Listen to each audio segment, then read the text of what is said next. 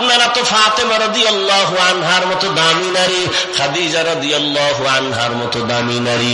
আরে আম্মা জান, আপনার মতো কত মা এই অঞ্চলে এখনো আছে, খুঁজলে পাওয়া যাবে।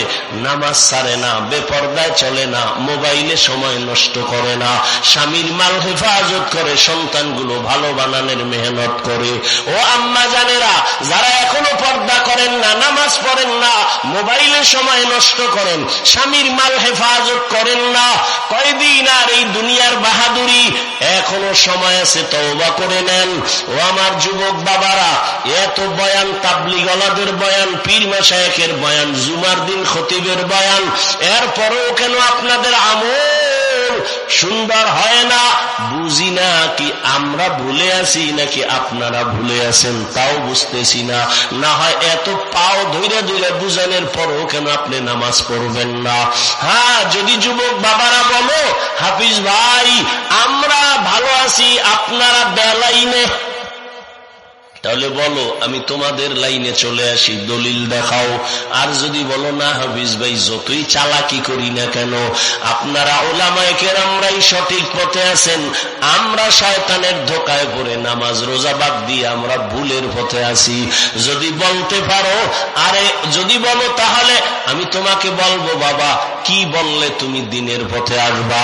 আরে মানুষের শখ থাকে, নাচ গান দেখলে জানি কি মজা থাকে না শখ, ওই শখ আমার অন্তরও আছে।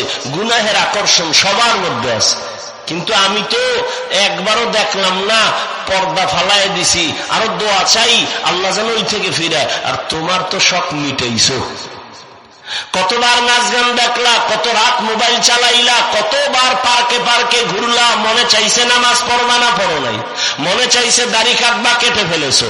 আরে ভাই কত, আর কি তোমার শখ এখনো মিটে নাই? আর কতদিন তুমি নামাজ ছাড়লে তোমার আশা মিটবে, তারপরে তওবা করবা? আর কতবার দাড়ি কাটলে তোমার আশা মিটবে, তারপরে তওবা করবা? জীবনে তো কম বেপরদায় চলো নাই, আর কতদিন বেপরদায় চললে তোমার মনের আশা পূরণ হবে, তারপরে তুমি তওবা করবা? এবং এটাও বলো তোমার হায়াতের আর বাকি কত, এখনো সময় আছে, তওবা করে নাও। আল্লাহর কাছে মনের বুঝাইয়া বলো, এরে মন আমার মতো যুবক জেনারেল লাইনে থাকিয়াও যদি নামাজ পড়ে, দুনিয়ার লাইনে চাকরি করে, ব্যবসা করে, আমি কেন পারবো না? আল্লাহকে মনে মনে তওবার নিয়তে বলো, হে মালিক জীবনে গুনাহ তো কম করি নাই, কতবার নামাজ ছাড়লাম, বেপরদায় চললাম, আজকে থেকে তৈরি হয়ে গেলাম, জীবনে আর নামাজ ছাড়বো না, বেপরদায় চলবো না, আর দাড়ি কাটবো না, মা বাবাকে কষ্ট দিব না, শিক্ষকের বদদোয়া নিব না, উলামায়ে কেরামের দোয়া নিয়া নবীজির তরিকা মেনে চলবো। তওবার নিয়ত করিয়া যদি খাঁটি ভাবে এখনো আল্লাহকে বলতে পারো, আল্লাহ তাআলা তোমার আমার জীবনের সব গুনাহগুলো মাফ করে দিবেন। তবে তওবা করার মতো তওবা করতে হবে, মরিয়ে গেল আর নামাজ ছাড়বো না, বেপরদায় চলবো না। তোমার মতো যুবক, কত যুবকের ব্যবহার কত সুন্দর, সালাম দিয়ে কথা বলে, কত নরম, আজান হলে মসজিদে চলে যায়, মন এতটাই ভাল লাগে তখন মনে চায় ওর পা আমার রুমাল দিয়ে মুছাইয়া দেই।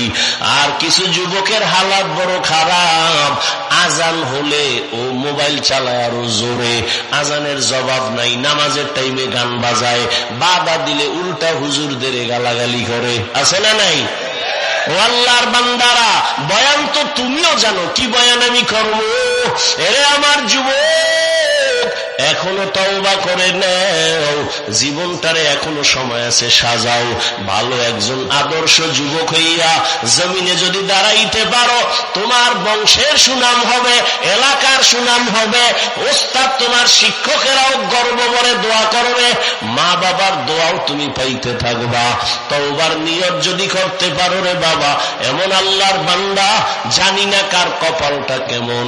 একটু আগেই কিন্তু বলেছিলাম, কপাল পুরলে নবীজির বয়ানও কপাল খুলে না। আবু জাহালের কথা বললাম, আর কপাল যদি খুলিয়া যায়, নবীকে জবাই করতে আসিয়াও ওমর কালেমাওয়ালা হয়ে গেছে। জানি নেই ময়দানের যুবকদের কি হালাত, কে ওমরের নমরুদের মতো তওবার নিয়ত করবে জানা নাই, কার কপালটা একেবারে পুড়ে যাবে তাও জানা নাই রে বাবা। তবে অনুরোধ করে বলবো, ওলামায়ে কেরামের মজলিস বড় দামি মজলিস, বেহেশতের বাগান, এখনো সময় আছে। জীবনে তো গুনাহ কম করো নেন, এখন আমার আল্লাহকে বলো, আল্লাহ দুনিয়াতে আসিয়া এই বয়সে কম গুনাহ করি নাই, হাতের দ্বারা গুনাহ, চোখের দ্বারা গুনাহ, জবানের গুনাহ, অন্তরের কল্পনার গুনাহ, আজকে থেকে তওবা করে নিব, জীবনে আর নামাজ ছাড়বো না, বেপরদায় চলবো না, উলামায়ে কেরামের পরামর্শ নিয়ে নবীর তরিকা মেনে চলবো। তওবা করার মতো যদি কারো অন্তর তৈরি হয়, আল্লাহর নবীর আদর্শ মেনে চলবো, নবীর আদর্শের বাইরে চলবো না। এরে বাবা, এই যে পানির বোতল আমার সামনে টেবিলে, তুমিও পানি পান করবা পিপাসা নিবারণের জন্য, আমিও আমার পিপাসা নিবারণের জন্য পান করব। তবে ইবাদত বানায় করো, সওয়াবও হবে, পিপাসাও মিটবে, কষ্টের কিছু না। যেমন তুমি যদি পানির বোতল থেকে পান করতে চাও, তুমি দম করে এই বাম হাতটা দিয়ে বোতলটা ধইরা ডান হাত দিয়ে মুখা কইলা, বাম হাতে টান মারবা, এক টানে আধা লিটার নাই, ফট কইরা বুকে বাইজা কয় ধর, সবাই ধইরা দেখে হেও নাই, ঠিক নেই? এখন ইবাদত বানায় আমি পানি পান করব, তো আমার সিস্টেম কি? রসুলের আদর্শ, ডান হাত যাবে বাম হাত যাবে না। এবার ডান হাতে আমি বোতলটা নিয়া আধা লিটার পানি আমি এক টানে পান করব না, 3টা স্টেপে আমি পান করব, পিপাসাও নিবারণ হবে, নবীর আদর্শ অনুযায়ী ইবাদত হয়ে যাবে। জুতা তুমিও পরো আমিও পরবো, ইবাদত বানায় পরো, তাই তো হলো।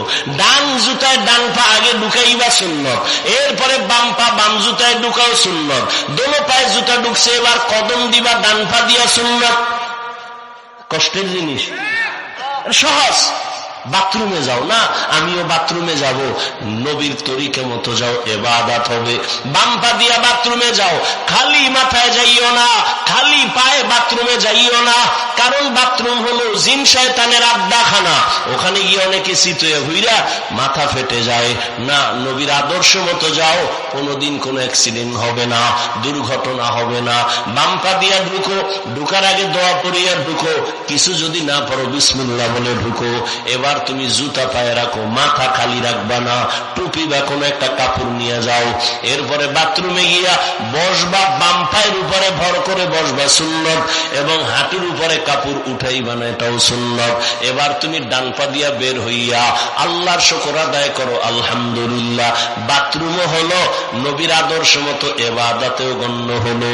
এরে আল্লাহর বান্দা, এখান থেকে মুনাজাত দিয়া অনেকে বাসায় যাবে, আমিও যাব গন্তব্যে গিয়া, সবাই ফেরেশ হবে, ফেরেশ যারা একটু ভদ্র তারা। আর কিছু মানুষ আছে যেখানে রাত সেখানে কাপ। ফেরেশ হইতে গিয়া হাত ধুইবে, চেহারাটা ধুইবে, পা ধুইবে। আমিও তো একই কাজ করব, তবে আমারটা ইবাদত বানায় করব। তুমি হাত ধুইবা এই অর্ধেক ধুইয়া, পাও কোন চেহারাটা ধুইয়া দৌড়ই দুগা খাইয়া ঘুম।